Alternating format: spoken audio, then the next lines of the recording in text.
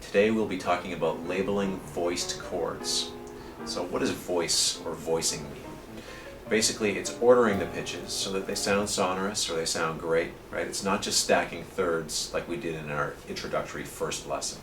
Okay, so today we're going to be working from this sheet. It's called, I call it the chord identification page. It's attached as a document on the website.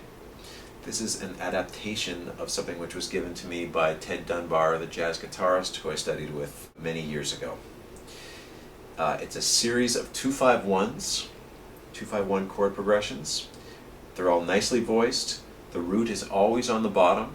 I'm going to play through the first two progressions just to give you a little taste.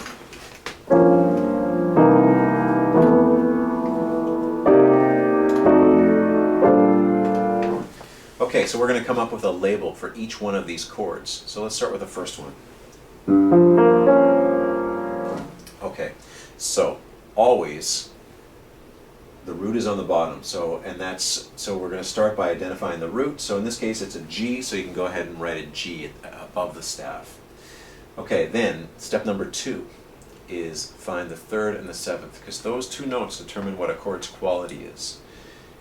So again, I always think in relation to a major scale. I find that's the simplest when I'm coming up with chord labels. So we're in the key of G. Let's play a G major scale. Okay, so normally B is natural in a G major scale. Okay, in this chord we have a flat 3. So that tells us something. It tells us what family it belongs to. Okay, so it belongs to a minor family of sorts. Then we say, okay, now what's the 7? F sharp is 7 in the major scale, but we have an F natural. Okay, so therefore it's a flat 7. So far we have 1, flat 7, flat 3. You could write each of those numbers beside the notes if you wish.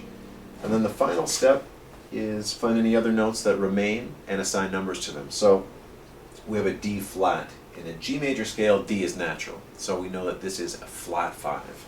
So our numbers are 1, flat 7, flat 3, flat 5, and that should give us enough to label the chord. So in this case we know it's a G minor 7, flat 5.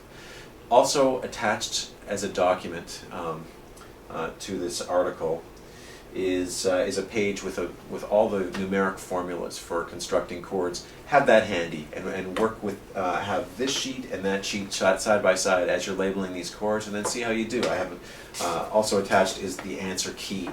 Okay, so between those 3 sheets you should be in good shape. Put the answer key aside until you finish the assignment, and this should give you a nice, it should help to further establish your foundation as far as understanding chords go.